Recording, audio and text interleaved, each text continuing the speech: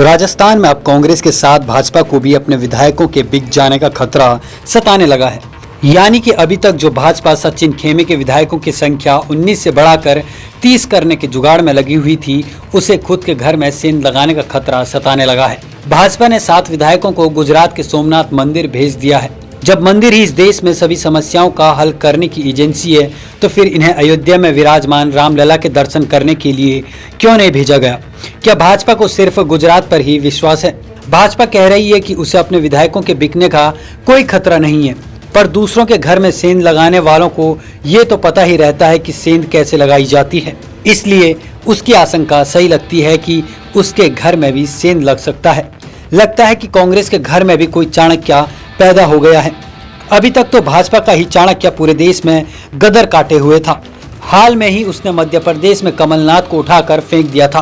बड़ा हंगामा था कि अब गहलोत की खैर नहीं, पर तब तक उनके मन में भी चाणक्य की धूर्तता घुस चुकी थी, इसलिए उनकी सरकार फिलहाल बची हुई है। वैसे चाणक्य हमारे इतिहास के बड़े सम्मानित महापुरुष रहे हैं, पर आजकल उन्हें धूर्तता का पर्याय बना दिया गया है। उन्हें हीरो के बजाय खलनायक बना दिया गया है।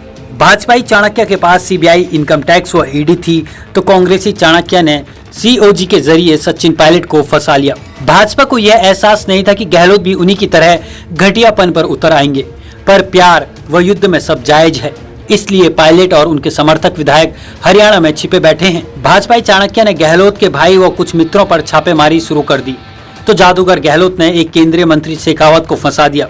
यानी घटियापन की एक ब्लॉकबस्टर फिल्म चल रही है।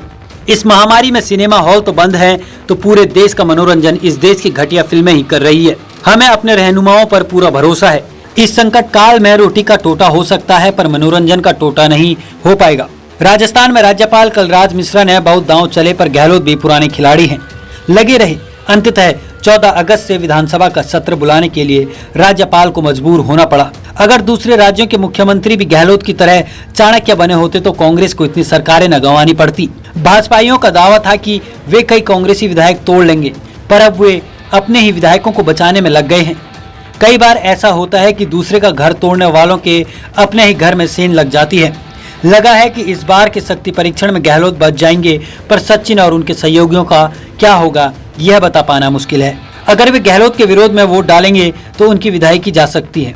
एसओजी उन्हें अपने चंगुल में फंसा सकती है, क्योंकि आजकल की जांच एजेंसियां आकाओं की कठपुतलियां मात्र हैं। जब लोकतंत्र की कड़ियां टूटती है तो फिर इस तरह के दृश्य सामने पहले भी आते रहे हैं। पर एक बात तो यह है कि गहलोत ने साबित कर दिया कि वे कांग्रेस के चाणक्य है। कांग्रेस को उनका एहसान मानना चाहिए कि उनके पास भी कोई तो है जो बीजेपी चाणक्य से मोर्चा ले रहा है।